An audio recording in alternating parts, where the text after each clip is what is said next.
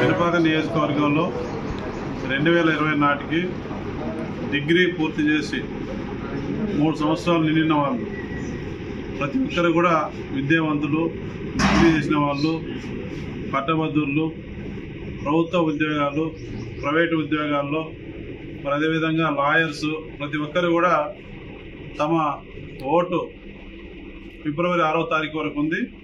విద్యావంతులైనటువంటి పట్టభద్రులుగా పూర్తి చేసి 3 సంవత్సరాలు నిండినటువంటి వాళ్ళు 2020 నాటికి పూర్తి అయినటువంటి వాళ్ళందరూ కూడా ఓటు హక్కు నమోదు చేసుకోవాలని చెప్పేసి ప్రతి ఒక్కరికి కూడా నేను పేరు విజ్ఞప్తి చేస్తాను.